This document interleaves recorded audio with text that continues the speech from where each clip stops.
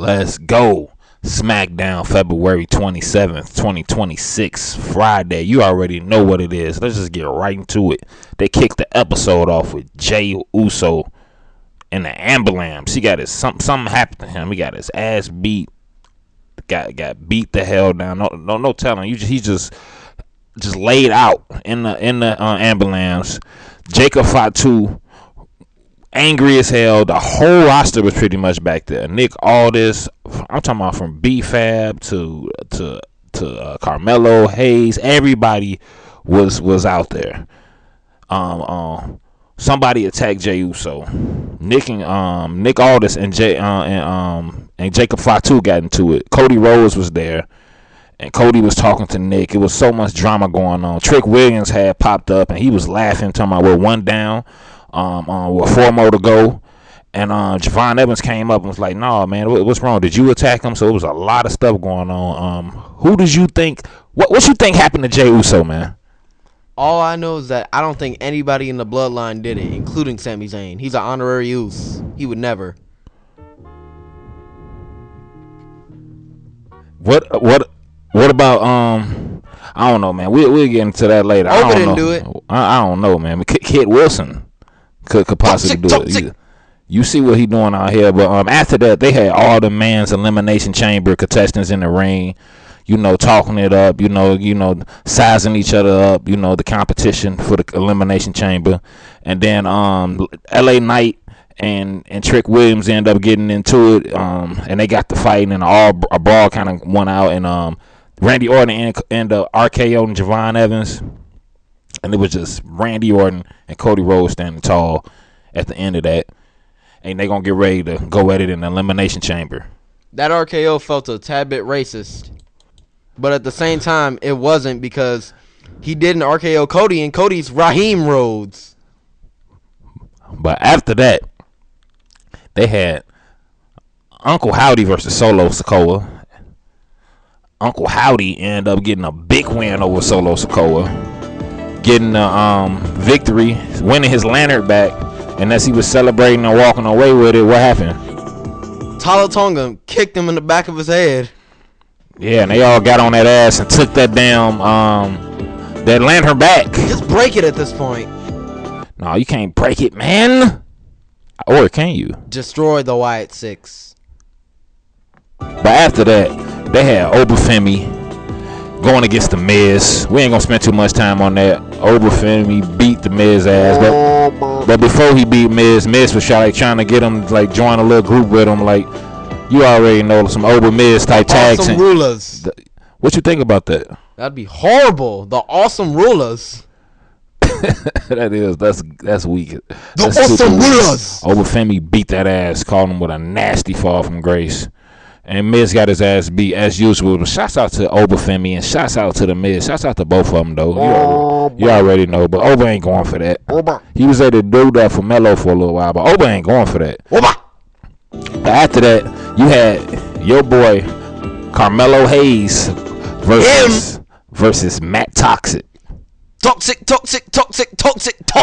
You already know Melo got that victory, caught him with a nasty first 48. Got that pin for a win. And that was for the U.S. title, too. That was the open challenge. And then after that, they had Jacob Fatu in the back. Still upset, moving around, highly upset, trying to figure out what's going on. He had talked to Nick Aldis early in the night, see if he can get that spot. Nick Aldis said, if you want that spot, you got to fight Logan Paul, because Logan Paul wanted the spot, too, that Jacob left after he got attacked. So he kind of up, trying to know what's going on. Sammy stepped to Jacob personally and said he didn't do it himself. But Are you sure about that? But he think Jacob Fatu did it to Jay, because he's how quick he tried to get the spot afterwards, and they got into it heavy backstage.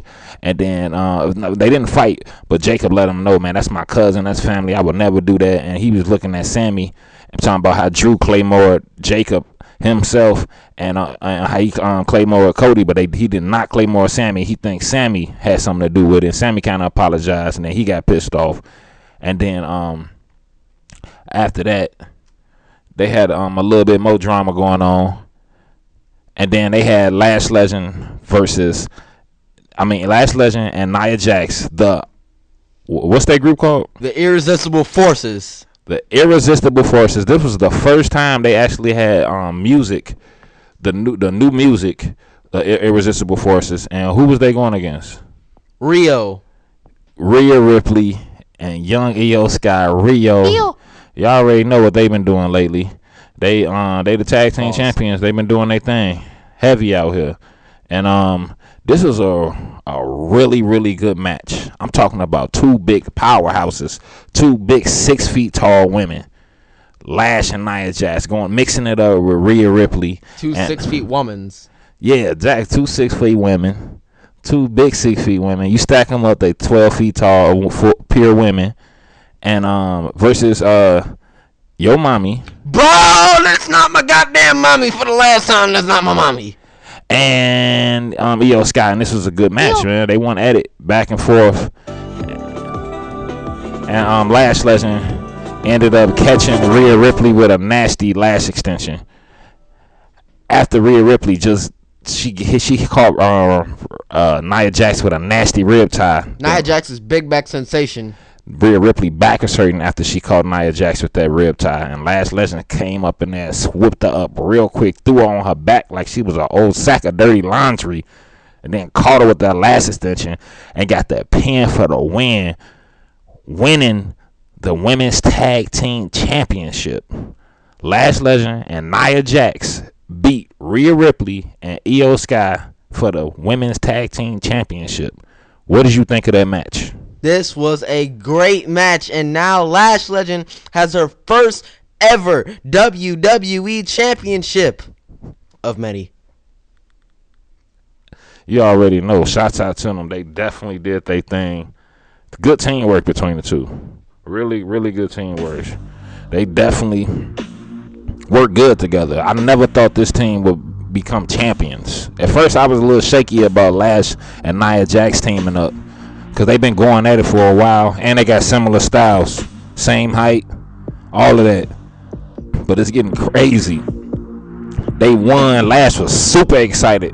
Even the crowd, they even had fireworks. It was going crazy.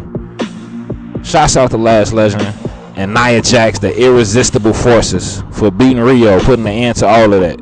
Lash Legend has won. Finally, February 27th.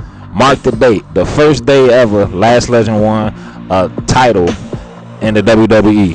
Her first title ever. And she was teamed up with Big Back Jax. Shouts out to Nia Jax. She a 3-time tag team champion now. Shouts out to them. But after that, the main event of the evening, they had Logan Paul versus Jacob Fatu. And this is a really good match. Two different styles. We talking about Logan Paul, prime drinking. He can punch real good. The humblest of the humblest. Jacob Fatu, 9 kids, 1 matrix, drinking milk straight out the container. You already know.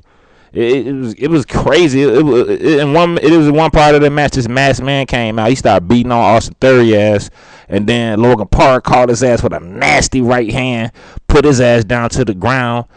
Took the mask off, and I think it was Tony Hawk. What? That was just some random nobody. I don't know who it was. It was some white guy. He was looking confused and dazed. They got him up out of there. Jacob Fatu was trying to hit Logan Paul with something nasty though, and Ponytail Drew hitting all the referees' wives. Doing his thing, man. He been doing his thing. He came out and hit Jacob Fatu on the head with the belt while he was on the turnbuckle. He got knocked down. Logan Paul caught his ass and got that pin for the win. Shouts out to Logan Paul. He beat Jacob Fatu. They gave him Jey Uso spot in the Elimination Chamber. What did you think of that match? Logan Paul versus Jacob Fatu. This was a good match, and the humblest of the humblest is in the E chamber. That's 100%. You already know. But yeah, that was pretty much Smack. What happened with Jade though? Jade was in. What was happening with Jade? Jade was being Jade again as usual. Yeah, Jade was being Jade again. She was looking extra good though. Sick of these promos with Michin and B-Fab. Yeah, they still beefing with Jade. You already know, but yeah, that was SmackDown February 27, 2026 Friday. A lot of action, a lot of drama ahead of Elimination Chamber. Title changes. Shouts out to Lash Legend. Shouts out to Nia Jax, the Irresistible Forces. I think they finna have them belts for the rest of the year. Facts. Message of the day. Lash Legend has this person that looks kind of like her, but we all know that's not Lash Legend. That's Brow Amateur.